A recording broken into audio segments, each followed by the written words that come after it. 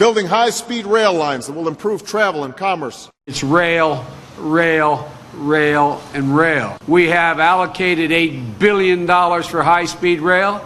We've allocated another $5 billion from $1 billion for the next 5 years. That was the president and the vice president both touting high-speed rail. But writing in the LA Times, a USC professor had this to say about the administration's plan, and I'm quoting now. Railroads are a crucial component of the U.S. freight management and distribution system, but we do not need and cannot afford a high-speed rail system for passengers. The professor is saying, do not build it. All you have to do is look to China. That country's high-speed rail projects are way over budget and they're judged as unsafe. Well, Andy Kunz, U.S. High-Speed Rail Association President and CEO, joins us now from Washington. Sir, welcome to the program. Good to have you with us. Thank you very much. Good to be here. Here's where I'm coming from. You cannot build a high-speed rail system in the United States. It will take you decades, if not a half-century. And that delay adds to the cost, making it wildly over-expensive. And you say? Well, it took us 40 years to build our interstate highway system. It's a big infrastructure project. It's the 21st century. We need to do it, and we need to get going on it. So you agree with me that you can't build it within a period of decades, literally. And I presume you also agree with them that the longer the delay, the greater the expense, and therefore we cannot afford it. Well, we have to build it. I mean, I don't know what else we're going to have for transportation in 20 years from now. What's wrong with the highway system? I mean, what's wrong with that?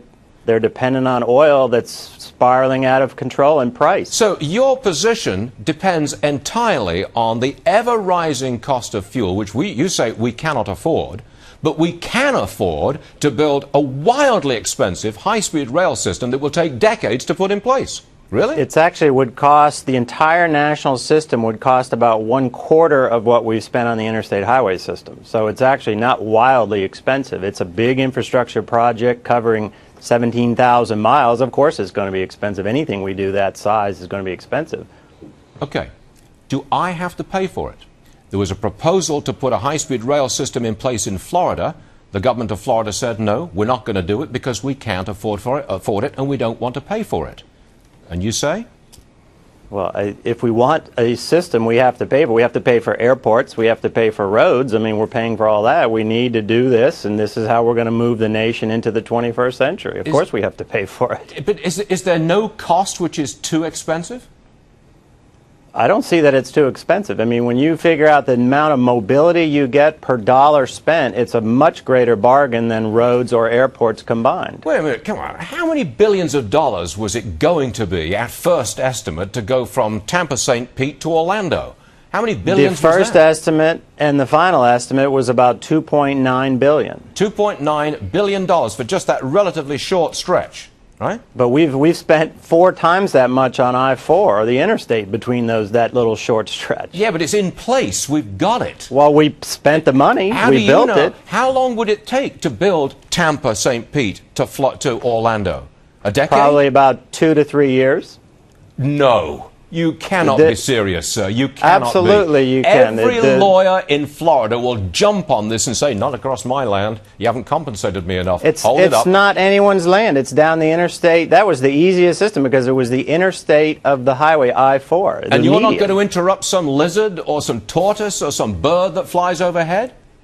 It's already a transportation corridor, so that was an easy setup. That was the easiest one in America to build. And Florida rejected the other next easy one will be the Victorville to Vegas, which is wide open desert. You know, and then you've got California is a little more complicated. What about earthquakes? Well, Japan has already figured that out. They have a advanced high-speed rail system. They've had it for 46 years, and they have earthquake sensors that actually cut off the power. They've had several earthquakes, and they have not even had barely a derailment. So your position is we have no choice. We must build it. Regardless of the expense, we're going to build it. Well, I don't see we have an option. We're spending 10 times that amount of money trying to secure more oil for all of our cars and airplanes. I mean, how long can we keep doing that? But based on what happened with China, I think had the same mentality. They needed it. They spent stimulus money on it. No one wanted to ride it. They're actually lowering ticket prices to get people on it. I'm not sure how many people you're going to get going from Victorville to Vegas to make it worth all the money we're going to spend. China has had, they've carried 1 billion people already on their rail system. The Tianjin to Beijing line carried 40 million in the first 2 years. But the thing so is, those trains are riding 90% occupied, 90% full. The project is in more debt than what they started, and they blame corruption. They blame basically misappropriation of funds. They blame just about everything. Nothing good thus far has come out of the system. Well, I mean, there's a lot of people getting to use it every day. That's a lot of good. I mean, there's corruption in any major big project in every country. So, I mean, corruption is not part and parcel to high-speed rail. This is a great technology. Corruption should be weeded out, and the same with construction standards should be met. $291 billion worth of debt for the Chinese high-speed rail system. One Chinese professor describes it as worse than the subprime crash is coming to China because of this. Well, I don't know. I mean, we're spending 5 times that on a war that we're not even getting anything out of it. We're not getting a rail system. We're not getting. We're not getting a transportation system out of that money. I'm sorry, I've wasted so much time in this interview. That's where you're coming from. You're saying that because we spent what, $1 trillion in Iraq, that we're spending that to secure the oil. We should be spending that on high-speed rail. Is that your argument? What I'm saying is that we have gone into debt to do a war, which we're not going to get any benefit out of. China is going into debt to build a rail system, which they're getting lots of benefits from. So, you know, compare those two. All right, thanks very much. Andy Kunz with the Pro-US Rail, High-Speed Rail Association. Andy, thank you very much for joining us. We do appreciate it, sir. Thank you. Thank you. Back